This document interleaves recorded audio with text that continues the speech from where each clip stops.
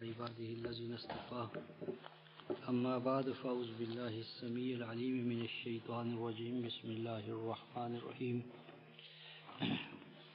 رفقائے محترم، آج ہم سیدنا یوسف علی نبینا و علیہ الصلوۃ والتسلیم کے حوالے سے سورہ یوسف کے خاتمے کے جو مقامات ہیں یا آیات ہیں یا سورہ یوسف میں جو بنیادی مسائل ہیں اور ان کا خلاصہ جس طرح اللہ رب العزت نے بیان کیا ہے اس کو آج ختم کریں گے، اور اس کے بعد پھر حضرت موسیٰ اور ہارون یا داؤد و سلیمان ان کو کل شروع کریں گے۔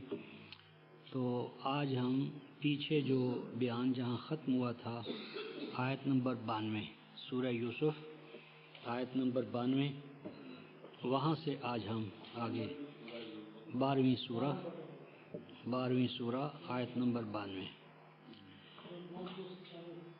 ارشاد ہوا کہ لا تثریب علیکم اليوم، کہ جو کچھ ماضی میں تم نے میرے ساتھ کیا اس پر اب کوئی بلیم نہیں ہے، وہ کوئی اب مسئلہ نہیں، وہ ماضی کی ایک چیز ہے، ہوئی اور ختم۔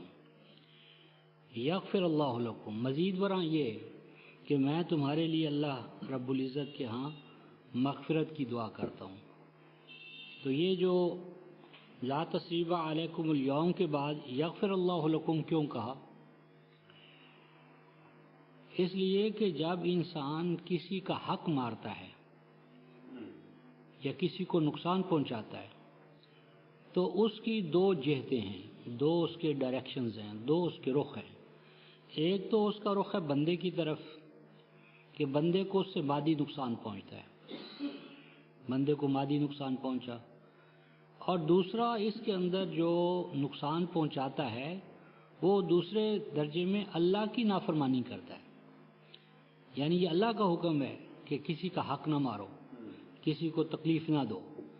تو اس لیے ہر جرم جو ہے، ہر جرم اس کے تین رخ ہیں، ایک ہے اسم، ایک ہے عدوان اور ایک ہے بغی۔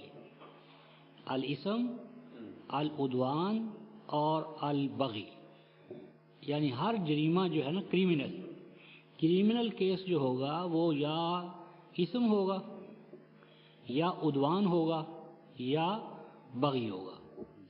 الاسم پہلا درجہ ہے کہ ایک گناہ جس کا جو ایفیکٹ ہے یا آفٹر ایفیکٹس ہیں وہ صرف میری ذات پر مرتب ہو، یعنی ایسا گناہ، ایسی نافرمانی جس کا اثر صرف میری ذات تک ہو، مثلا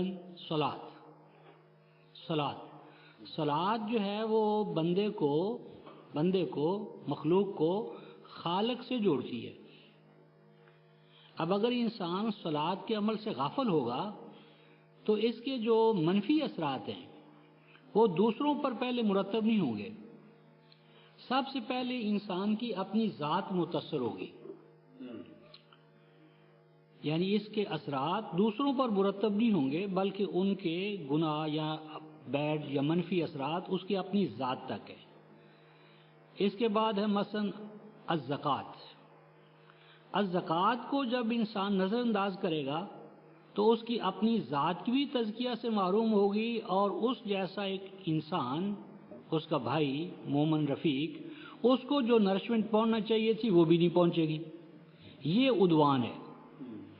عدوان وہ جرائم کہ جن کی نافرمانی سے یا جن کے ارتکاب سے ان کے اثرات دوسروں تک متعدی ہوتے ہیں، یعنی یہ ہوگا پبلک لائف میں۔ پرسنل لائف میں اسم اور پبلک لائف میں جو احکام ہیں، اوامر و نواہی، ان کی خلاف ورزی کے اثرات چونکہ فرد کی ذات سے آگے بڑھ کر دوسروں کی طرف، افراد کی طرف، ابنائے نو کی طرف، امت کی طرف منتقل ہوتے ہیں، یہ عدوان ہے۔ اور اس کے برعکس تیسری چیز کیا ہے؟ البغی۔ اگر ہم عدوان پبلک لائف کے اندر جو نافرمانی کے افعال و اعمال ہیں ان کو بروئے کار لانے کے لیے ایک جماعت بنا لیں، یعنی ہم مرکز کے خلاف یا اس نظام کے خلاف جو کہ اطاعت کا نظام اطاعت ہے ہمارے لیے، اگر ہم اس کے ساتھ جتھا بندی کر لیں جتھا بندی یعنی اور افراد کو بھی اپنے ساتھ ملا لے، اور پیرلل ایک غلط نظام یا باغیانہ نظام، تو یہ بغاوت ہے۔ اب یہ جو تین ہیں اسم، العدوان، البغی، اب ان کے مقابلے میں کیا ہے؟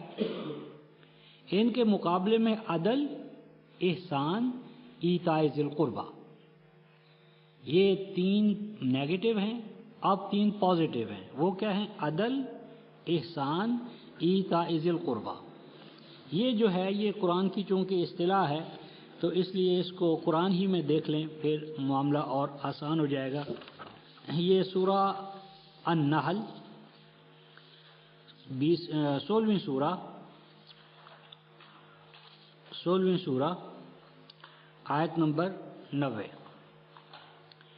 ان اللہ یامر بالعدل والاحسان وایتاء ذی القربى وینہی عن الفحشاء والمنکر والبغی یعظکم لعلکم تذکرون۔ تین چیزیں رفقۂ محترم، ایک ہے عدل، دوسرا ہے احسان، اور تیسرا ہے ایتاء ذی القربہ۔ عدل ہے برابری، مساوات، ایکویلٹی، یعنی جتنا کسی کا کام ہے اتنا ہی آپ اس کو اجر دے دیں، پیمنٹ کر دیں، ریوارڈ دے دیں۔ عدل ہے مساوات، ایکویلٹی، یعنی جتنا عمل کا اتنا ہی نتیجہ، پیمنٹ، خواہ اس پیمنٹ سے اس کی ضروریات پوری ہوں یا نہ ہوں۔ اس کے بعد کیا؟ احسان، یعنی عدل سے جو کچھ اس کو مل رہا ہے یہ دیکھنا درکار ہوتا ہے کہ اس کی ذات کا اور اس کے جو ساتھ دائیں بائیں ڈیپینڈنٹ ہیں ان کا جو حسن کارانہ انداز میں انداز زیست ہے وہ قائم رہے گا یا نہیں رہے گا۔ تو عدل کے بعد احسان ہے کہ اتنا دینا کہ جس سے اس کی جو بنیادی ضروریات زندگی اس کی اور اس کے ڈیپینڈنٹ کی وہ حسن کارانہ انداز میں پوری ہو جائے۔ یہ عدل کے بعد کا درجہ احسان۔ اور تیسری سٹیج ہے کہ اس طرح کا دینا کہ جس طرح انسان اپنے بیوی اور بچوں کو دیتا ہے، ایتاء ذی القربہ، یعنی بیوی بچوں کو جو دیتا ہے وہ محنت کی بنیاد پر نہیں دیتا کہ چھوٹے سے معصوم بچے نے کوئی محنت کی ہے، جو لاغر ہے، جو بیمار ہے، جو ڈس ایبل ہے آپ کا بچہ، کام تو وہ کرتا نہیں، اس کو ہم کیوں دیتے ہیں؟ وہ جو دینا ہوتا ہے وہ افیکشن ہے، وہ ایک محبت ہے، وہ ایک طبی تعلق ہے پیار کا، وہ ایک کنبہ ہے۔ تو اگلی سٹیج کیا ہے کہ کل نوع انسانی کو ایک کنبہ الہی بنایا جائے اور دینے لینے کا نظام عدل سے، احسان سے اوپر بڑھ کر اس طرح ہو جائے کہ جس طرح ہم سب ایک خاندان کے اعضاء ہیں، ہم سب نوع انسانی، کل نوع انسانی، ابنائے نوع انسانی، سب ایک وحدت ہے، ایک سنگل یونٹ ہے کل نوع انسانی۔ اب اس کے برعکس فرمایا فحشاء مقابلے میں ہے عدل کے، یعنی ایکویلٹی اور مساوات ہی کا انکار کر دینا، یعنی محنت کو بنیادی نہ بنانا، محنت، جد و جہد۔ تو محنت اور جد و جہد اساس ہی نہیں ہے، اساس کیا ہے؟ ہڑپ کرنا، سلب و نہب کرنا، وراثت کو قانون بنا لینا۔ تو عدل کے مقابلے میں فحشاء ہے، احسان کے مقابلے میں منکر ہے، یعنی معاشرے کے اندر اس طرح بگاڑ پیدا کرنا کہ ہر آدمی دوسرے سے بیگانہ ہو جائے۔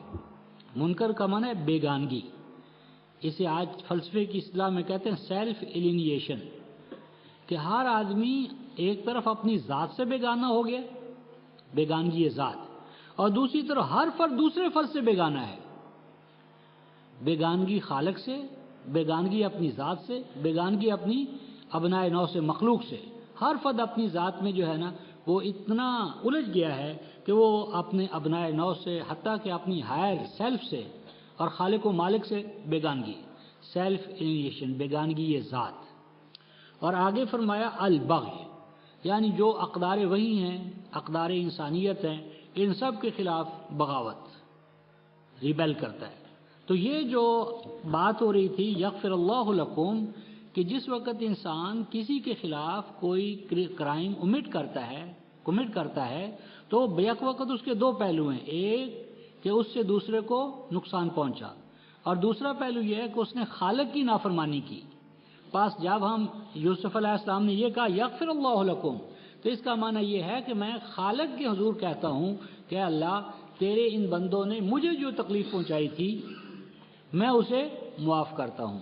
تو جب میں معاف کرتا ہوں جو براہ راست اس سے متاثر ہوا ہے تو توقع کی جا سکتی ہے کہ خالق و مالک بھی تمہیں معاف کر دیں گے، یہ ہے مفہوم۔ اور یہیں سے نماز جنازہ کی طرف ہم چلیں گے۔ نماز جنازہ کی فلاسفی پیچھے یہ ہے، معاشرے میں استحکام پیدا کرنا اور ابنائے ملت کے قلوب و اذہان کا صاف رہنا اور نسل نو کو ایک نئے اعتماد کے ساتھ زندگی میں داخل کرنا۔ تو یہ یغفر اللہ لکم، یہاں پر ایک نقطہ یہ ہے کہ سیدنا یوسف نے تو یغفر اللہ لکم فوراً کہہ دیا، لیکن آگے ہم نے آیت 97 میں دیکھا ہے اسی سورہ میں کہ جب بھائیوں نے یعنی بیٹوں نے، یعقوب کے بیٹوں نے یعقوب علیہ السلام سے یوں کہا قالوا یا ابانا استغفر لنا ذنوبنا انا کنا خاطئین، کہ اے ہمارے ابا جان آپ ہمارے گناہوں کے لیے، نافرمانیوں کے لیے جو مس بیہیویئر ہم سے ہوا ہے اس کے لیے اللہ کے حضور سے معافی طلب فرمائیں، ہم اپنے گنہگار ہونے کا، خطا کار ہونے کا اعتراف کرتے ہیں۔ تو سیدنا یعقوب نے کیا کہا؟ قال سوف استغفر لکم ربی، انہوں نے تو کہہ دیا یغفر اللہ لکم، اللہ تمہیں معاف کر دے۔ اور یعقوب نے کیا کہا؟ میں آگے چل کر کچھ دیر کے بعد تمہارے لیے اللہ سے مغفرت طلب کروں گا۔ انہوں نے فوراً کیوں نہ کہا؟ یہ تو باپ تھے، باپ ہونے کے ناطے سے انہیں تو یوسف علیہ السلام سے بھی جلدی کرنا چاہیے تھی اور کہنا چاہیے تھا ہاں ہاں میں دعا کرتا ہوں، اغفر لکم ربی، تمہارے لیے میں اپنے رب سے مغفرت طلب کرتا ہوں۔ تو انہوں نے معاملے کو ٹال دیا، آگے چل کر کریں گے، اور یوسف نے فوراً کر دیا۔ ایسا کیوں ہوا؟ یہ ہمارے لیے کیا سبق ہے؟ کیوں جاؤ بھائی؟ اس میں سبق یہ ہے کہ یعقوب علیہ السلام نے کنسرن پرسن سے کنسنٹ لینی ہے،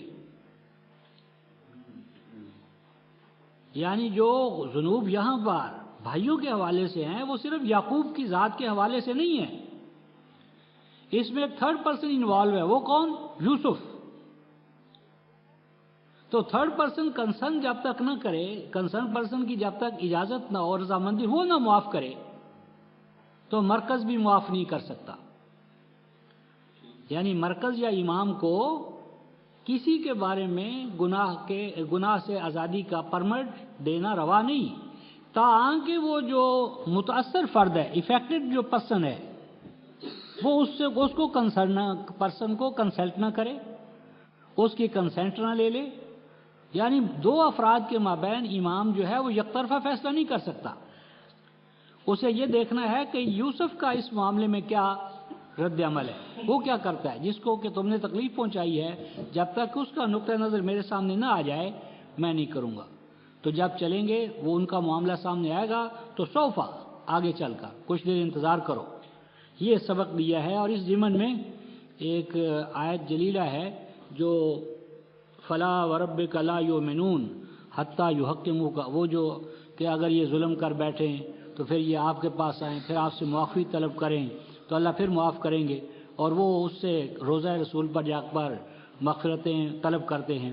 تو اس آیت کو وہ جو سورہ نساء کی ہے وہ بعد میں زیر بحث لائیں گے، کیونکہ یہ شرک اور گمراہی کا بہت بڑا ذریعہ بن چکی ہے، اس کا مس کنسیپشن جو ہے۔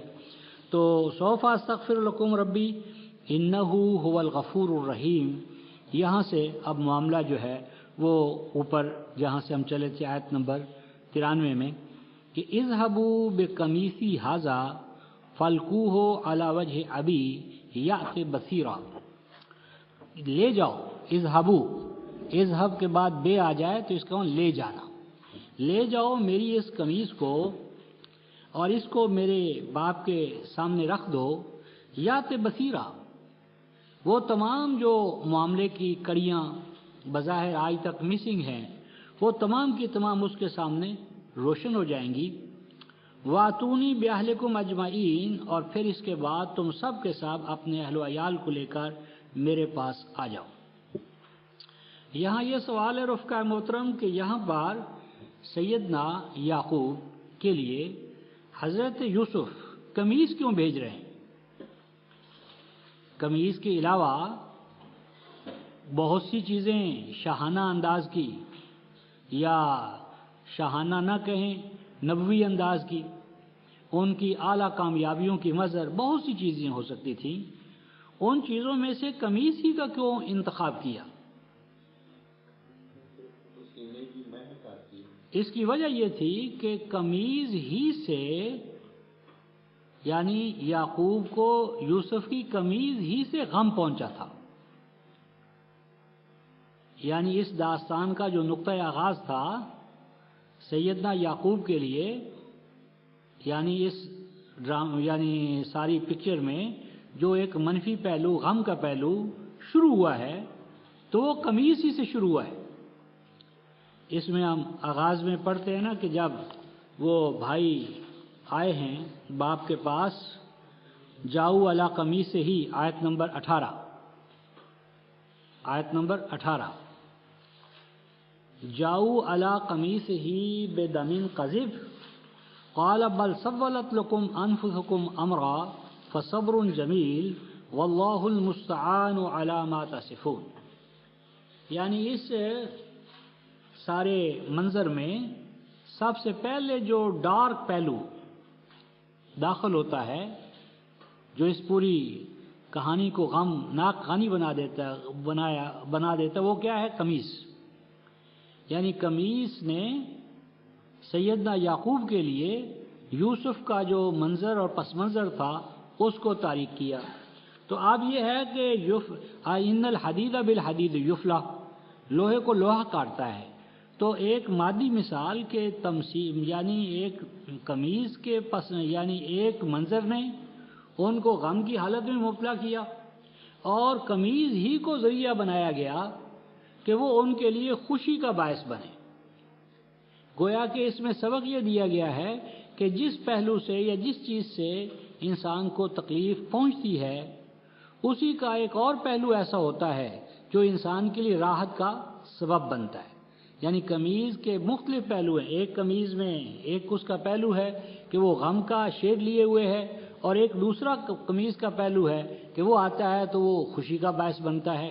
اور یہ مجرد قمیض نہیں بنے گی، بلکہ صرف آپ نے قمیض نہیں بھیجی کہ اس قمیض کو دیکھ کر وہ ان کے لیے مجرد خوشی کا باعث بنتی، قمیض کے ساتھ ایک اور چیز بھی تھی جس سے ان کے اصل اعزاز کا یا منصب کا اظہار ہوتا تھا۔ وہ کیا تھا؟ آگے قرآن نے اس کو کھولا ہے آیت نمبر 96 میں، وہ فلما ان جاء البشیر۔ صرف یہ نہیں تھا کہ حضرت یوسف نے بھائیوں کو بھیجا، نہیں، بھائیوں کو بھیجا اور قمیض جو تھی وہ ایک وفد لے کر آیا۔ فلما ان جاء البشیر، یعنی یہ جو ارشاد فرمایا تھا نا کہ واتونی باہلکم اجمعین، کہ تم اپنے تمام اہل و عیال کو لے کر آ جاؤ، تو اس کے ساتھ سیدنا یوسف نے ایک گارڈ یا ایک دستہ بھیجا۔ سیدنا یوسف نے وہ جو دستہ تھا، اس دستے کے پاس قمیض تھی اور وہ احکام یا حکم نامہ کہ جس کے تحت سیدنا یعقوب کے خاندان کو مصر آنا، یعنی مجرد بھائیوں کے کہنے سے نہیں لائے گئے، گویا کہ ایک شاہی دستہ یا اس جو نظام مصر تھا، نظام مصر کا ایک ڈیپوٹیشن، ایک وفد، یعنی پورے اعزاز کے ساتھ ان کو لایا جا رہا ہے۔ یعنی جس طرح آج ہم کہیں سلامی دی انہوں نے، یعنی اس نے ہیڈ آف دا اسٹیٹ کو، اس کے باپ کو، یعقوب کو سلامی دی، اور وہ قمیض اور مطلع کا تمغے جو تھے وہ ان کے سامنے رکھے اور کہا کہ اب یہ سب کچھ جو ہے یہ آپ کے اس بیٹے کا ہے جو ان مقامات اور منصبوں پر پہنچ چکا ہے، اور اس کا آپ پر یہ ہے کہ وہ لایا جائے، تو ہم آپ کو اعزاز کے ساتھ لینے کے لیے آئے ہیں۔ تو یہ وہ پس منظر تھا کہ جس کو آیت نمبر 94 میں فرمایا وَلَمَّا فَصَلَتِ الْعِيرُ قَالَ أَبُوهُمْ إِنِّي لَأَجِدُ رِيحَ يُوسُفَ لَوْلَا أَن تُفَنِّدُونِ فرماتے ہیں کہ جب وہ قافلہ سیدنا یعقوب کو لینے کے لیے جو چلا، جن میں ان کے بھائی بھی شامل تھے یوسف علیہ السلام کے، تو سیدنا یعقوب نے یوں کہا انی لعاجد ریح یوسف، کہ میں تو یوسف کی روح جو ریح ہے، ہوا ہے، خوشبو ہے، ان کا جو تمکنت کا، غلبے کا، اقتدار کا جو ماحول ہے، اس کی روح یعنی ہوا پاتا ہوں، خوشبو پاتا ہوں، وہ محسوس کرتا ہوں کہ یوسف زندہ ہے، یوسف موجود ہے، اور قریب ہے کہ یوسف اور میں یا ہم آپس میں ملاپ کریں۔ لولا ان تفندون، بشرطے کہ تم مجھے یہ نہ کہو کہ میں سٹھیا گیا ہوں۔ اب یہ جو لولا ان تفندون ہے، یہ بتاتا ہے کہ جو ان کے دائیں بائیں ان کے پوتے پوتیاں یا اور ابھی تھے، وہ ابھی تک ان کے مقام کو سمجھنے والے نہیں تھے۔ وہ یہ نہ سمجھ سکے کہ یہ جو مقام یا منصب نبوت کا ہے اور نبوت کے علم الہی سے فیضان کے نتیجے میں جو کچھ یہ کہہ رہے ہیں یہ حقیقت ہے، بلکہ خطرہ یہ تھا کہ کہیں تم یہ 17-72 ہو گیا بابا، 17-72 ہو گیا اور ابھی تک یہ وہی باتیں کر رہا ہے۔ تو فرمایا قالوا تاللہ انک لفی ضلالک القدیم، وہی بات ہوئی۔ انہوں نے کہا اللہ کی قسم، یعنی وہ جو باقی رہ گئے تھے نا، پوتے پوتیاں، اور جو انہوں نے کہا اللہ کی قسم آپ تو ابھی تک اپنی پرانی گمراہی میں مبتلا ہے، یعنی جس کو انہوں نے لولا تفندون کہا تھا اس کو سچ کر دکھایا انہوں نے کہ واقعی تم سٹھیا ہی نہیں گئے، بلکہ راہ راست ابھی تم اسی خواب میں ہو کہ یوسف زندہ ہے اور وہ ہمیں بلائے گا اور ہم اس کے پاس جائیں گے اور ایسا ہوگا اور ایسا ہوگا۔ انک لفی ضلالک القدیم، یہ ماحول ابھی اس گھرانے میں موجود ہی تھا۔ فلما ان جاء البشیر، یہاں تک کہ وہ گڈ نیوز، وہ جو حکومت مصر کی طرف سے جو وفد ان کے اعزاز میں یا ان کو لینے کے لیے بھیجا گیا تھا، وہ آن پہنچا، اور اس نے کیا کیا، القاہ علی وجہہ فرتد بصیرا، اور وہ جو قمیض تھی وہ حضرت یعقوب کے سامنے لا کر رکھ دی، ان کی شاہی وردی، ان کے تمغات یا ان کا جو آنر یا اعزاز والا جو لباس تھا وہ ان کے سامنے رکھا۔ تو فرتدہ بصیرہ، یہاں فرتدہ بصیرہ عام ترجمہ یہ کرتے ہیں کہ ان کی بینائی جو تھی وہ واپس لوٹ آئی۔ تو اس ضمن میں ہم نے اوپر یہ دیکھا تھا کہ وہ جو ان کی حالت تھی، بینائی ختم نہیں ہوئی تھی۔ یہ آیت 84 میں ہم نے پڑھا تھا وَتَوَلَّى عَنْهُمْ قَالَ يَا أَسَفَ عَلَى يُوسُفَ وَابْيَضَّتْ عَيْنَاهُ مِنَ الْحُزْنِ فَهُوَ كَظِيمٌ، آیت 84۔ یعنی یہ یوسف کی، یعقوب کی بینائی ختم نہیں ہوئی تھی، نہ یوسف کو یاد کر کے رو رو کر یعقوب نے اپنی بینائی ضائع کر دی تھی۔ یہ اتہام ہے مذہبی پیشوائیت کا۔ یہاں تو صرف یہ بات ہے کہ غم کی وجہ سے بعض اوقات ان کی آنکھیں آنسوؤں سے ڈبڈبا آتی تھی، یعنی باربنائے بشریت ان کی آنکھوں میں آنسو آ جاتے تھے بعض اوقات یوسف کو یاد کر کے۔ اور پھر آگے قرآن کہتا ہے فہو قزیم، اگر ہم یہ کریں کہ رو رو کر ان کی آنکھیں ضائع ہو گئیں تو وہ قزیم نہیں ہوگا۔ قزیم کا معنی ہے اپنی ذات پر مکمل کنٹرول رکھنے والا، اپنے آپ کو ڈسپلن میں رکھنے والا، اپنے آپ کو غم کے سامنے نڈھال کرنے والا قزیم نہیں ہوتا۔ قازمین الغیظ، یہ ہم نے 3:134 میں بھی دیکھا تھا، اور اسی طرح جا کر آگے جو یہ دیکھا تھا ہم نے، وہ صورت تھی 41، اس میں بھی قازمین۔ تو یہ قزامت کا معنی ہوتا ہے اپنی ذات کو مکمل طور پر کنٹرول میں رکھنا۔ تو قزامت اس بات کا نام ہے، قزامت جھک جانے کا یا ٹوٹ جانے کا یا غم کے سامنے ڈھال ہونے کا نام نہیں ہے۔ تو یہ جو فرتدہ علی یعنی فرتدہ بصیرہ، تو وہ جس بصیرت پر پہلے ہی قائم تھے، وہ تو کہتے ہیں وہ مرا ہی نہیں، ان کا تو پہلے بھی موقف تھا۔ وہ جب انہوں نے اب یہ بھیجا ہے آیت 89 یہ جب انہوں نے اب بھیجا تھا تو کیا کہا تھا، اے میرے بیٹو، یہ آیت 87 ہے، یا بنی یذهبوا فتحسسوا من یوسف و اخیہ، اے میرے بیٹو جاؤ یوسف کو تلاش کرو اور اس کے بھائی کو تلاش کرو، ولا تیأسوا من روح اللہ انہ لا یأس من روح اللہ الا القوم الکافرون، یعنی ان کو تو کبھی یقین ہی نہیں آیا کہ یوسف ختم ہو گیا۔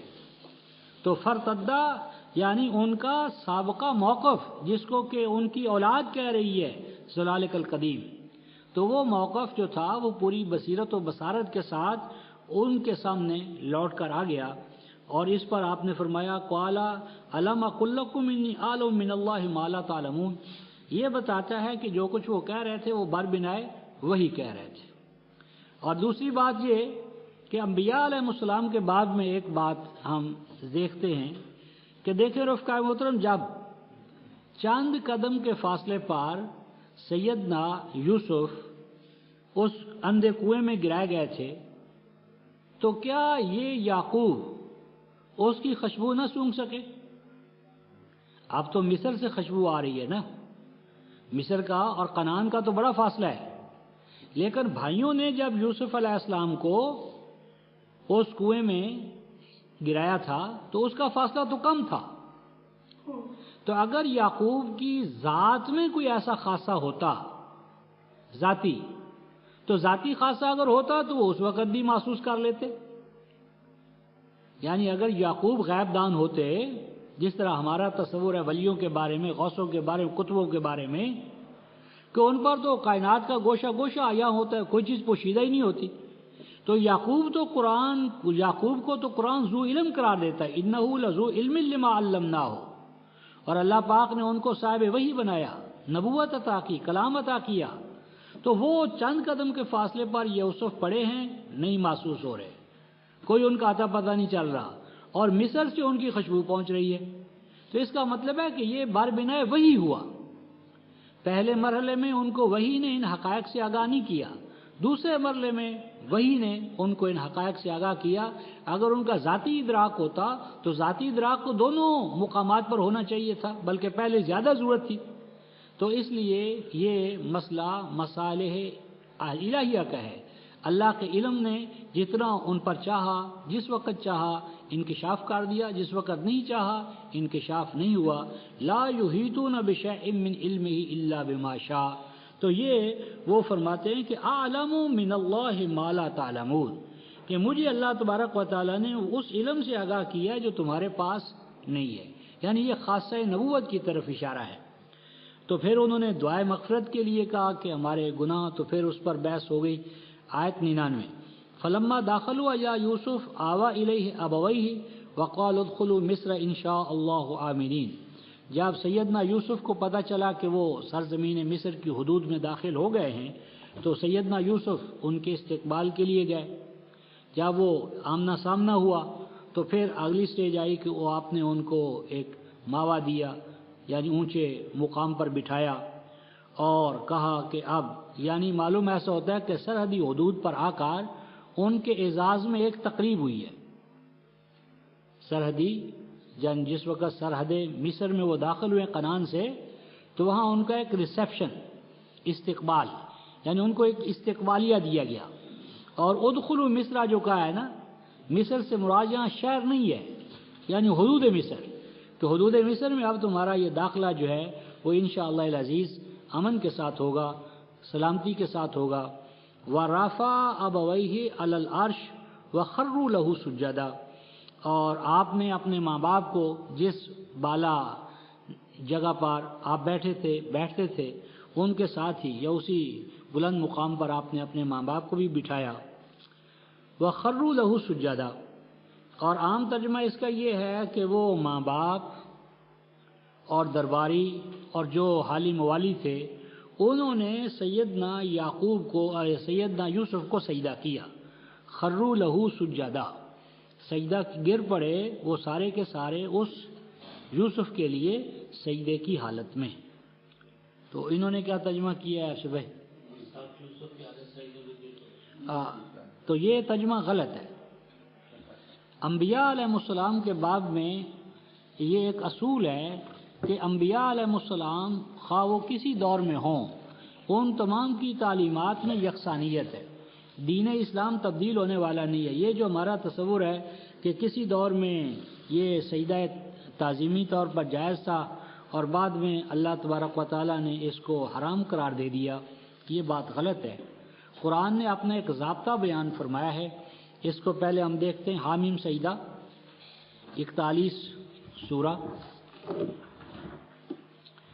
41ویں سورہ آیت نمبر 37۔ وَمِنْ آیاتِهِ اللیل والنہار، اور اللہ تبارک و تعالیٰ کے وجود پر، قدرت الہیہ پر جو چیزیں دلالت کرتی ہیں ان میں رات اور دن کا آنا ہے، شمس اور قمر کا نظام ہے۔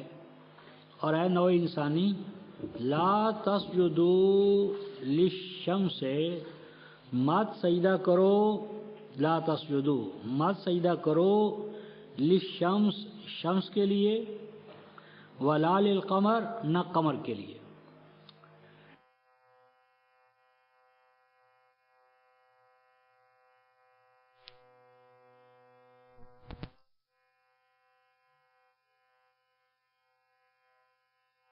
کو سجدہ نہ کرو، بلکہ کس کو سجدہ کرو؟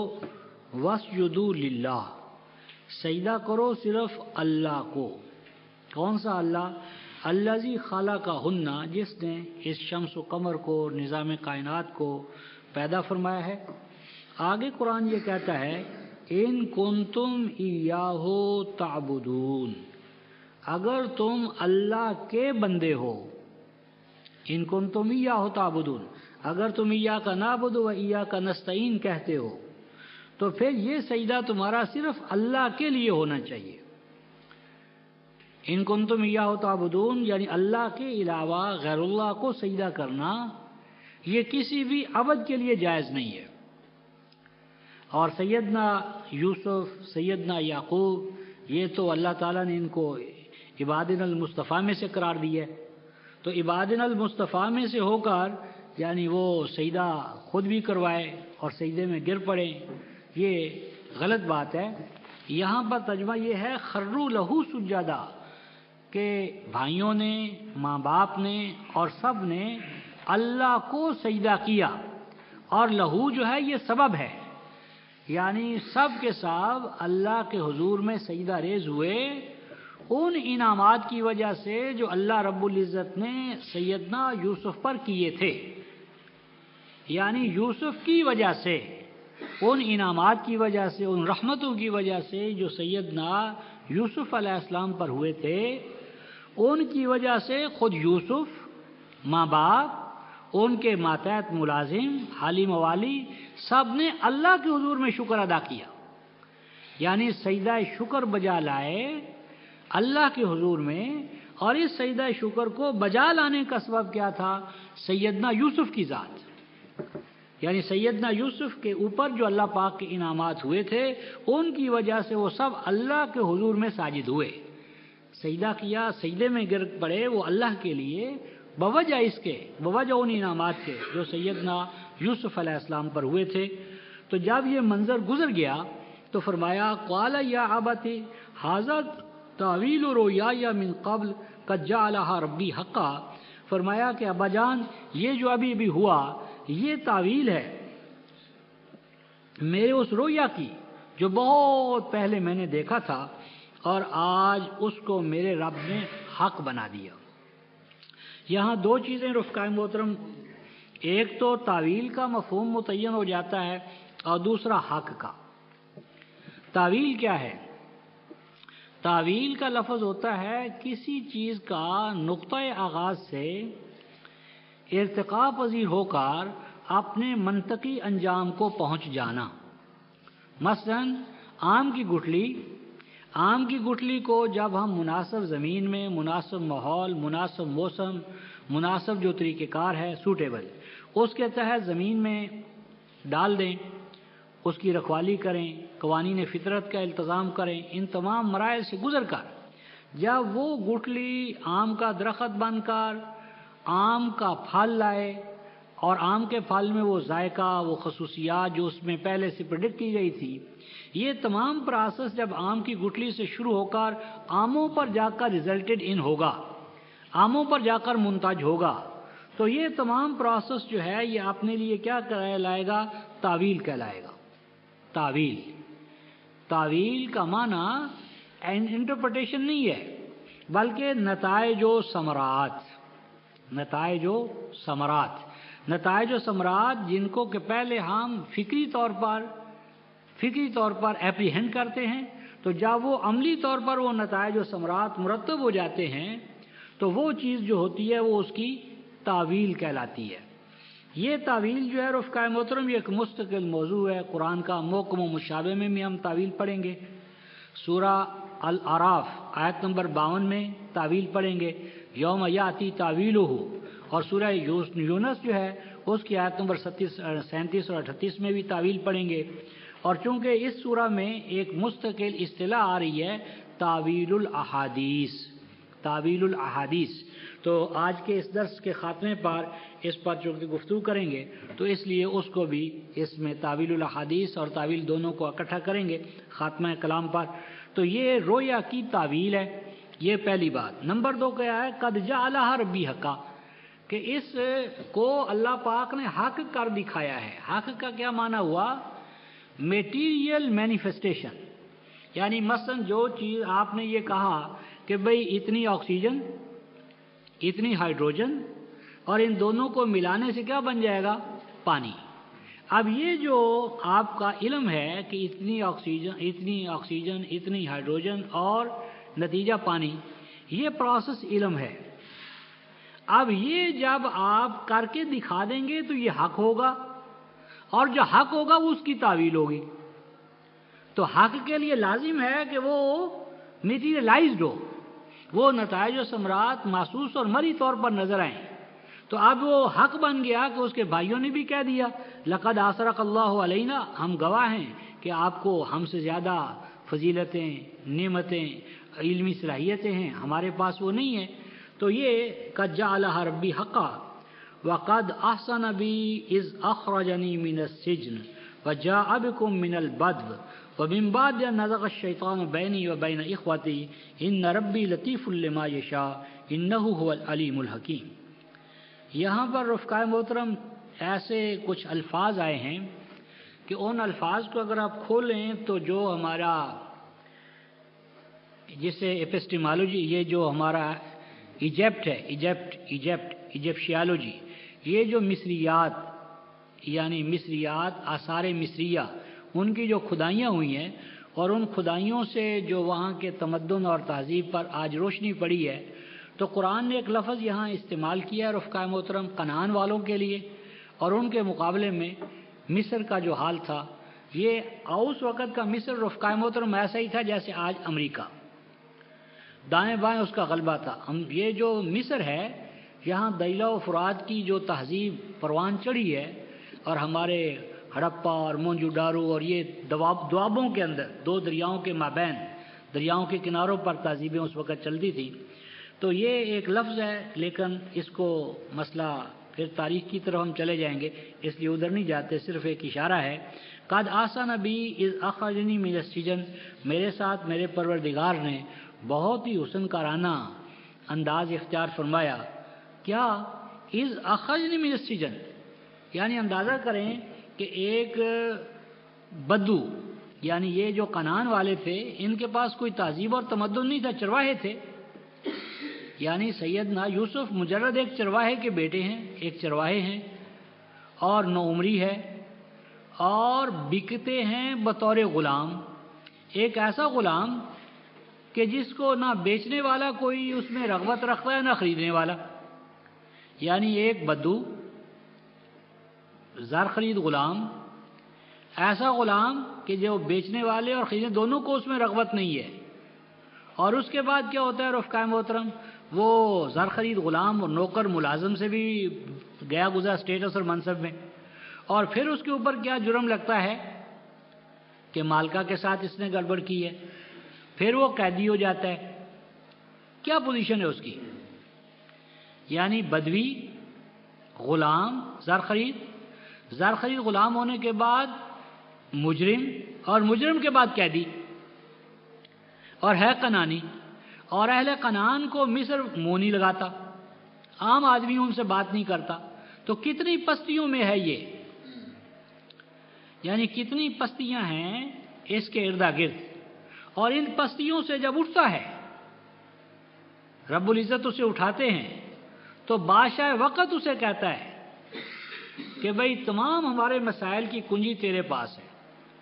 اور وہ کہا اجعلنی علی خزائن الارض انی حفیظ علیم، مجھے دو یہ سب کچھ، میں تمہاری حفاظت کروں گا. تمہارا نظام تمہاری حفاظت نہیں کر سکتا، تمہارے ارباب بست و کشاد کے پاس تمہاری حفاظت کا سامان، یہ حفاظت میرے پاس ہے.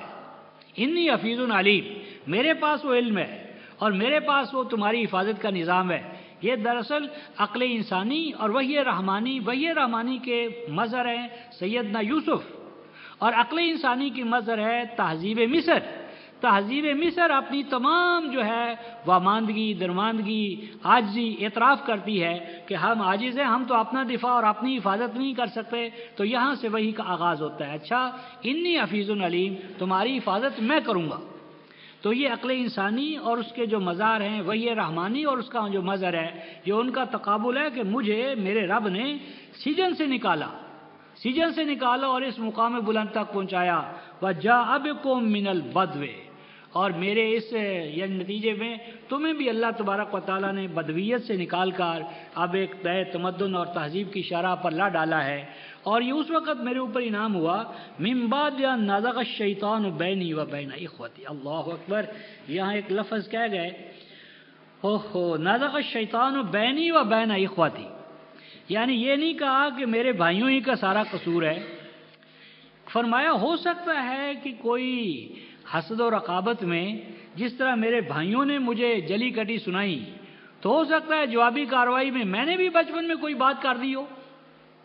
یہ جو نزغ الشیطان بینی و بین اخوتی، شیطان غصہ، شیطان رقابت، شیطان حسد، تو یعنی وہ جو حاسدانہ جذبات تھے بچپن میں میرے بھائیوں میں، تو ہو سکتا ہے جوابی کارروائی میں نے بھی کوئی ایسی بات کہہ دی ہو اور ان کو ناگوار گزری ہو. یعنی یہاں پر معاملے کو ذرا پیسیفائی کیا گیا ہے کہ بھائیوں کا ٹھیک ہے انہوں نے میرے ساتھ برا کیا، لیکن کیا عجب کہ اس برائی میں میری طرف سے بھی کوئی ایسی بات ہو گئی ہو کہ جس کو اور زیادہ وہ چڑ گئے ہوں اور انہوں نے واقعی وہاں تک معاملہ کو پہنچا دیا. تو اس میں یعنی معاملے کو ذرا شدت کو نیچے لائے ہیں. ان ربی لطیف لما یشاء، اور بلا شبہ یہ بات تو طے ہے کہ اگر میرے بھائی میرے ساتھ یہ نہ کرتے تو میں مصر کیسے پہنچتا.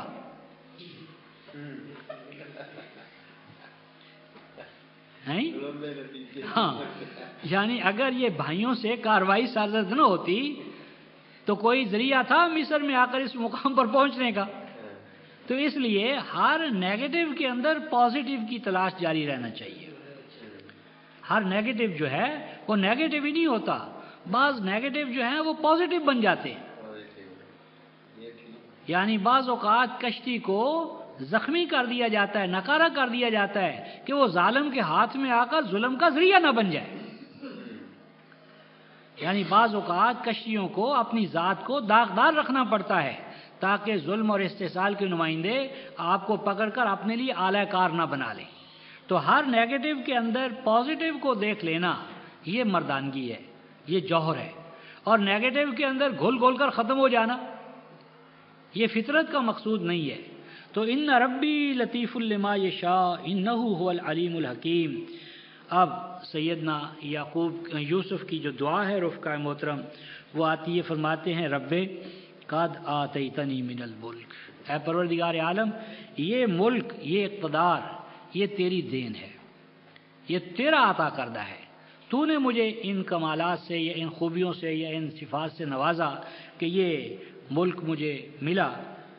وعلمتنی من تعویل الاحادیث، اور تعویل الاحادیث کا آپ نے مجھے علم عطا کیا. فاطر السماوات والارض، تو آسمان و زمین کو اوریجنیٹ کرنے والا ہے. یہاں خالق السماوات والارض نہیں کہا، فاطر السماوات والارض کہا. تو یہ فاطر کیوں کہا رفقا؟ فاطر کا معنی ہوتا ہے نتھنگنیس سے کسی چیز کو وجود عطا کرنا، نتھنگنیس، فرام نتھنگنیس، نہ کچھ ہو اور پھر وہ تمام کمالات اور آثار اور خلائق ظاہر ہو جائے، یہ فاتر ہے۔ یہاں سیدنا یوسف نے خالق نہیں کہا، فاتر کا، اس لیے کہ جس حکومت و اقتدار پر وہ مصر میں پہنچے ہیں، کنعان میں تو اس کی کوئی بنیاد ہی نہیں تھی، وہ تو بدویانہ زندگی تھی، چرواہوں کی زندگی تھی، نہ وہاں تمدن، نہ وہاں تہذیب، نہ وہاں حکومت، نہ حکمرانی، نہ انتظامیہ، نہ عدلیہ، نہ مقننہ، یہ تجربے انہیں کہاں سے حاصل ہوتے؟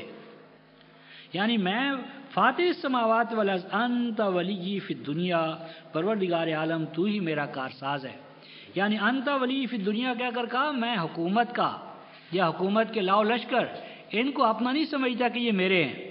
اے پروردگار عالم میرا ہے تو کارساز، حاجت روا، مشکل کشا، دنیا میں بھی اور آخرت میں بھی۔ پس اب میری دعا یہ ہے توفانی مسلمم و الحقنی بالصالحین، میرا خاتمہ ہو تو تیری فرما برداری میں، اور پھر اس فرما برداری میں جا کر صالحین کے زمرے میں شامل کر لیا جاؤں، اس کے سوا کچھ نہیں۔ اب یہاں سے 111 تک یہ جو 11 آیات ہیں یہ نبی پاک صلی اللہ علیہ وسلم کے حوالے سے ہیں۔ فرماتے ہیں کہ ذالک من انباء الغیب نوحی الیک وما کنت لدیہم اذ اجمعوا امرہم وہم یمکرون۔ فرمایا یہ جو کچھ ہے یہ غیب کی خبریں ہیں جو ہم آپ کی طرف وحی کر رہے ہیں، اور یہ حقیقت ہے کہ جب ان بھائیوں نے یوسف کے بارے میں وہ سازش کی تھی آپ اس وقت موجود نہ تھے۔ یہ جو حاضر ناظر کرتے ہیں نا رسول کو کہ وہ ابد سے حاضر ہیں، ابد سے ناظر ہیں، وہ مختار کل ہیں، وہ یہ ہیں، وہ ہیں، تو اللہ پاک فرماتے نہیں آپ تو اس وقت موجود نہ تھے اور نہ آپ کو ان کا علم ہے۔ اور یہ جو کہتے ہیں کہ رسول تو عالم ما کان و عالم ما یکون ہے پیدائشی طور پر، تو اگر رسول پیدائشی طور پر عالم ما یکون اور عالم ما کان اور رفقہ محترم تو اس کو وحی کی کیا ضرورت ہے؟ جو عالم ما کان اور عالم ما یکون ہو، جو ہوا وہ بھی جانتا تھا پیدائش کے وقت، جو نہیں ہوا وہ بھی جانتا ہے، تو اس کو وحی کی کیا ضرورت ہے؟ 40 سال وہ کس چیز کا انتظار کرتا رہا؟ جب سیدہ عائشہ پر تہمت لگی تو 1 ماہ تک مکے میں مدینے میں کوہرام مچا رہا، تو کیا 1 مہینے تک وہ عالم ما کان اور عالم ما یکون نہیں تھے؟ اسی طرح اصحاب کہف کے بارے میں جب سوال کیا گیا تو یہ عالم ما کان و عالم ما یکون ایک ڈھونگ ہے، بے حقیقت بات ہے۔ انبیاء علیہ السلام کو اتنا ہی علم ہوتا ہے جتنا اللہ پاک عطا فرماتے ہیں، اور جب چاہتے ہیں فرماتے ہیں، اور علم وحی کا پانا نبی کی اپنی ذات پر نہیں ہوتا، یہ اللہ تبارک و تعالیٰ کی حکمت اس امر کا فیصلہ کرتی ہے کہ کتنی وحی اور کن حدود کے اندر اور کن آداب کے اندر۔ تو فرمایا کہ یہ غیب کی خبریں ہیں جو ہم آپ کو دے رہے ہیں۔ اور آگے 103 میں فرمایا وَمَا أَكْثَرُ النَّاسِ وَلَوْ حَرَصْتَ بِمُؤْمِنِينَ۔ عام تصور تو یہ ہے رفقائے محترم کہ ولی کی صحبت میں انسان چلا جائے، چور چلا جائے تو کتب بن کر نکلتا ہے۔ ہوتا یہ ہے کہ ولی کی صحبت، کتب کی صحبت، چور آ جائے کتب بن جائے، لیکن یہ ڈھونگ ہے۔ انبیاء علیہ السلام کی تمنائیں بھی لوگوں پر اثر انداز نہیں ہوتی۔ انسانی دنیا میں کوئی تغیر اور تبدیلی نہیں جو انسان خود نہ چاہے۔ اگر چور چوری نہ چھوڑنا چاہے تو دنیا کی کوئی طاقت چوری اور ہیرا پھیری سے اسے باز نہیں رکھ سکتی۔ فرماتے ہیں وما اکثر الناس، اور نہیں ہے لوگوں کی اکثریت، ولو حرصتا، اگرچہ تو انتہائی حریص ہے ان کے بارے میں کہ وہ مومن ہو جائے، لیکن تیرے چاہنے سے، تیرے حرص سے، تیری تمنا سے، تیری نظر سے مومن نہیں بنیں گے۔ اس ضمن میں رفقائے محترم ایک مقام ہم سورہ المائدہ کی آیت نمبر 41 میں پڑھتے ہیں کہ جی وہ میاں صاحب شیر مسا ان کی صحبت میں گیا تو چور تھا، ڈاکو تھا، وہ کروٹیں بدلتا رہا، یہ ہو گیا وہ ہو گیا، پھر جب نکلا تو اس کا سارا شکل صورت ہی تبدیل ہو گئی، دنیا پہچان ہی نہ سکی کہ یہ وہی شخص ہے۔ تو یہ قرآن کہتا ہے کہ یہ بات ایسے نہیں ہو سکتی۔ یہ سورہ المائدہ آیت نمبر 41،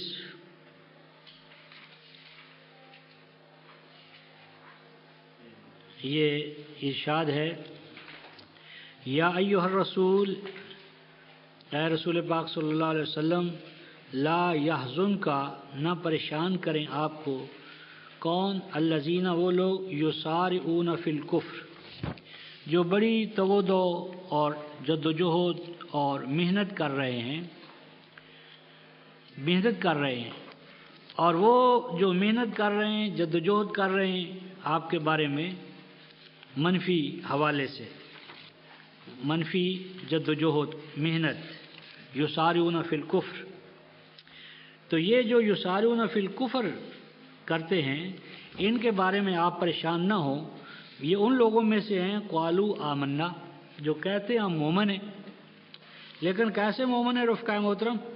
بے افواہہم، مومن ہیں ان کی زبانیں، ایمان زبانوں پر ہے، زبانی کلامی، زبانیں دیکھو تو مومنانہ ہیں، ولم تؤمن قلوبہم، لیکن سیرت دیکھو، کردار دیکھو، شخصیت دیکھو تو ان میں دور دور تک ایمان نظر نہیں آئے گا۔ یہ جو اس کریکٹر کے لوگ تھے یہ نبی پاک صلی اللہ علیہ وسلم کی صحبت میں آتے تھے، اور جب صحبت میں آتے تھے تو کیا ان کے اوپر نبی پاک صلی اللہ علیہ وسلم کا رنگ ہوتا تھا؟ تو یہ آیت 61 دیکھیں اسی سورہ کی، سورہ المائدہ آیت نمبر 61، وَإِذَا جَاءُوكُمْ، یہ آیت 61 سورہ المائدہ۔ یہ جو ہمارے ہاں مشہور ہے کہ اللہ پاک نے بنی اسرائیل میں کچھ کو بندر بنا دیا تھا، خنازیر بنا دیا تھا، یہ تصور ہے، ان کی شکلیں بندروں اور خنزیروں والی بن گئی تھی، یہ غلط بات ہے۔ کسی قوم کی اللہ تعالیٰ نے شکل صورت تبدیل نہیں کی، ہمیشہ سیرتیں تبدیل ہوتی ہیں۔ انسان بندر صفت بنتا ہے، یعنی غلام، یعنی محکوم، یعنی نقال، نقالی، غلامی، محکومی، اور اپنی گردن دوسرے کے ہاتھ میں، اپنی لگام دوسرے کا، یہ غلامی ہے۔ یہ دیکھیں آیت نمبر 60 میں ہے وَجَعَلَ مِنْهُمُ الْقِرَدَةَ وَالْخَنَازِيرَ، کہ ان بنی اسرائیل میں اللہ پاک نے اپنے قانون طبی کے تحت بنا دیے کیا؟ بندر، خنزیر، وعبد الطاغوت، طاغوت کے پرستار۔ اور آپ دیکھیں وَإِذَا جَاءُوكُمْ، اور اے رسول جب یہ بندر اور خنزیر آپ کے پاس آتے ہیں، یہ تو مدینے میں بھی موجود تھے، بندر، خنازیر، عبد الطاغوت، یہ صورتیں تبدیل نہیں ہوتی، سیرتیں تبدیل ہو گئی تھی، یعنی حرام خوری، شہوت رانی، غلامی، محکومی، محتاجی۔ تو یہ اذا جاؤکم، جب یہ آپ کی صحبت میں آتے ہیں، قالوا آمنا، تو آ کر کہتے ہیں کہ اے رسول ہم آپ کے ساتھ ہیں، مومن ہیں ہم بھی، لیکن اللہ کیا فرماتے ہیں رفقا وَقَدْ دَخَلُوا بِالْكُفْرِ وَهُمْ قَدْ خَرَجُوا بِهِ وَاللَّهُ عَالِمٌ بِمَا كَانُوا يَكْتُمُونَ، فرماتے ہیں کہ وہ جب آئے آپ کی مجلس میں تو کفر لے کر آئے، یہ ہے نقطہ، مجلس میں آئے تو کفر لے کر آئے، وَهُمْ قَدْ خَرَجُوا بِهِ، اور جب آپ کی مجلس سے نکلے تو کفر لے کر نکلے، یعنی آئے تھے تو کفر لے کر گئے ہیں، تو کفر لے کر، چور آئے اور چور نکل گئے، چوری نہیں چھوڑی، نہ چھڑائی اللہ پاک نے۔ اللہ پاک کیا فرماتے ہیں وَاللَّهُ أَعْلَمُ بِمَا كَانُوا يَكْتُمُونَ، اللہ کو خوب معلوم تھا، اللہ جانتا تھا کہ یہ اپنی چوریوں کو کتنا چھپا چھپا کر رکھ رہے ہیں۔ اللہ نے زیادتی نہیں کی، اللہ نے جبراً ان کی وہ چوری چھڑا نہیں دی، نہ ان کا، یعنی اللہ پاک کی یہ سنت ہی نہیں ہے کہ وہ جبراً اور قہراً آپ پر ایمان لاد دے، مسلط کر دے۔ تو یہ جو الفاظ ہیں وَمَا أَكْثَرُ النَّاسِ، سورہ یوسف آیت 103، وَمَا أَكْثَرُ النَّاسِ وَلَوْ حَرَصْتَ بِمُؤْمِنِينَ، نہیں ہیں لوگ، ان کی اکثریت، اگرچہ آپ کتنا ہی چاہیں کہ وہ آپ کی چاہت کی بنیاد پر مومن ہو جائے۔ آیت 104، وَمَا تَسْأَلُهُمْ عَلَيْهِ مِنْ أَجْرٍ إِنْ هُوَ إِلَّا ذِكْرٌ لِّلْعَالَمِينَ، اور آپ تو ان سے اس قرآن کی تعلیم، تربیت، تبلیغ، فیضان، اس پر کسی اجر کے طالب نہیں ہیں۔ اور کیوں نہیں ہیں؟ اس لیے کہ یہ قرآن صرف ان کے لیے تو نہیں ہے، ان هو الا ذکر للعالمین، یہ قرآن تو اقوام عالم کے لیے، جہانوں کے لیے، کل نوع انسانی کے لیے ذکر ہے۔ ذکر ذکر سے اور رفقہ محترم مرد بنانے والا، ان کے اندر صحیح معنی میں مردانگی پیدا کرنا، پختگی پیدا کرنا، کریکٹر اور کردار پیدا کرنا، ان کو خالق و مالک سے بنانا۔ وَكَأَيٍّ مِّنْ آيَةٍ فِي السَّمَاوَاتِ وَالْأَرْضِ يَمُرُّونَ عَلَيْهَا وَهُمْ عَنْهَا مُعْرِضُونَ، اور کتنی ہی آیات ہیں آسمانوں میں اور زمین میں۔ آگے ایک لفظ آیا رفقا یمرون علیہا، یعنی جس وقت قرآن کا نزول ہو رہا تھا اس وقت انسان صرف عرضی آیات کے اوپر سے گزر رہا تھا۔ جو آسمانی آیات ہیں وہاں تو اس وقت ان کے پاس سے گزرا ہے، اڑا ہے، کہ جب اس کے پاس سپیس جو ہے، یعنی کنکسٹ آف سپیس، فضا کو، یعنی جب جہاز، ہوائی جہاز، ایئر بسز، میزائل، راکٹس، یہ ٹیکنالوجی آئی ہے تو پھر ان آیات کے اوپر بھی مرور ہوا ہے اس کا جو سماوات میں ہیں۔ یعنی زمینی آیات پر مرور تو اقوام کا تھا ہی، لیکن آسمانی آیات پر بھی مرور ہوا، لیکن آگے فرماتے وہ ہم انہا مورزون، وہ زمینی اور آسمانی آیات کے پاس سے گزر رہے ہیں، لیکن اس کے باوجود اللہ کی توحید سے، اس کے نظام برق سے مورز ہیں، غافل ہیں، منہ موڑے ہوئے ہیں۔ اور آگے فرمایا وَمَا يُؤْمِنُ أَكْثَرُهُم بِاللَّهِ إِلَّا وَهُم مُشْرِكُونَ، فرمایا کہ دنیا میں اکثریت تمہیں ایسے مومنوں کی ملے گی جو مومن ہونے کے باوجود مشرک ہے۔ اب دیکھیں رفقہ محترم، رمضان کو برکت والا کس نے بنایا؟ قرآن نے۔ لیلۃ القدر کو قدر والا کس نے بنایا؟ قرآن نے۔ اور لیلۃ القدر کی رات میں لیلۃ القدر کو تلاش کرنے کے لیے دریائے راوی کے چکر لگا رہے ہیں۔ قدر والا بنانے والا قرآن وہ تمہاری غلافوں میں بند ہے، الماریوں میں بند ہے، اور تم دریائے راوی پر خضر علیہ السلام کی ملاقات کے لیے جا رہے ہو۔ پھر اللہ پاک کا فرمان ہے ان المساجد للہ فلا تدعوا مع اللہ احدا، مسجدیں اللہ کی ہیں، کچھ تو غیرت کرو، کم از کم مسجدوں میں آ کر تو نعرہ حیدری نہ لگاؤ، نعرہ غوث العظم۔ یعنی رات رفقہ میں 3:30 بجے تک یہ ساندہ اور ہمارا سبزہ زار غوث پاک غوث پاک غوث پاک، جس طرح کسی نے کاٹ لیا ہو غوث پاک غوث پاک غوث پاک، یعنی اللہ نہیں، اللہ نہیں۔ نعرہ تکبیر برائے بیت، اللہ اکبر، نعرہ رسالت یا رسول اللہ، نعرہ حیدری یا علی مدد، نعرہ غوثیہ غوث العظم دستگیر، غوث غوث، ساری رات مساجد میں غیر اللہ کو غوث غوث کہہ کر سارا بیڑا غرق کیا، مال حرام بود بجائے حرام رفت۔ تو یہ وہ کیفیت ہے رفقہ محترم کہ نہیں ایمان رکھتے ان میں سے اکثر اللہ پر، مگر ایمان رکھنے کے باوجود مشرک ہیں۔ أَفَأَمِنُوا أَن تَأْتِيَهُمْ غَاشِيَةٌ مِّنْ عَذَابِ اللَّهِ أَوْ تَأْتِيَهُمُ السَّاعَةُ بَغْتَةً وَهُمْ لَا يَشْعُرُونَ، فرمایا کہ یہ غوثوں کو، قطبوں کو، ابدالوں کو پکارنے والے کیا نڈر ہو چکے ہیں اس بات سے کہ اللہ کا عذاب نہیں تو اس کا کوئی چھینٹا ہی آ جائے، اللہ کی طرف سے پکڑ کا معمولی چھینٹا بھی آ گیا، یا پھر وہ فیصلہ کن گھڑی آ گئی تو کوئی ہے ان کو بچانے والا؟ 65 میں ہمیں کہانیاں سنائی گئی رفقہ محترم، سبز پگڑیوں والے آئے تھے اور انہوں نے دریا راوی کے پل پر گرے ہوئے بم سنبھالے اور یہ کیا اور وہ کیا، اور 71 میں کیا ہوا رفقہ محترم؟ وہ سبز پگڑیوں والے کہاں بھاگ گئے؟ ضل عنہم ما کانوا یفترون، وہ سارا افترا تھا، فیبریکیشن تھی، جھوٹ تھا، بکواس تھا، کوئی اس کی حقیقت نہیں تھی۔ تو یہی ارشاد فرمایا جا رہا ہے قُلْ هَٰذِهِ سَبِيلِي أَدْعُو إِلَى اللَّهِ عَلَىٰ بَصِيرَةٍ أَنَا وَمَنِ اتَّبَعَنِي وَسُبْحَانَ اللَّهِ، یہ بہت مشہور آیت ہے رفقہ محترم، بارہا اس پر آپ نے درس سنا ہے۔ آگے وَمَا أَرْسَلْنَا مِن قَبْلِكَ إِلَّا رِجَالًا نُوحِي إِلَيْهِم مِّنْ أَهْلِ الْقُرَىٰ، نہیں بھیجا ہم نے آپ سے پہلے رسول مگر وہ سارے رجال، مردان کار، اور ان کی طرف اللہ پاک وہی فرماتے رہے۔ یہ بھی بارہا آئی ہے۔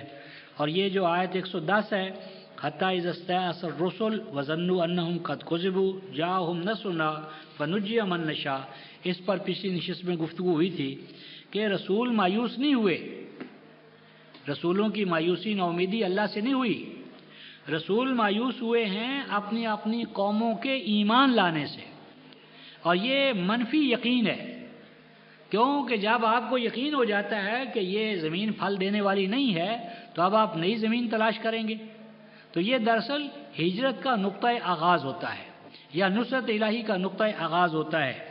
اور ظنوا انہم قد کذبوا، یہ جو ترجمہ ہے کہ ان نبیوں نے گمان کر لیا کہ ان کے ساتھ نعوذ باللہ جھوٹے وعدے کیے گئے تھے، یہ بکواس ہے.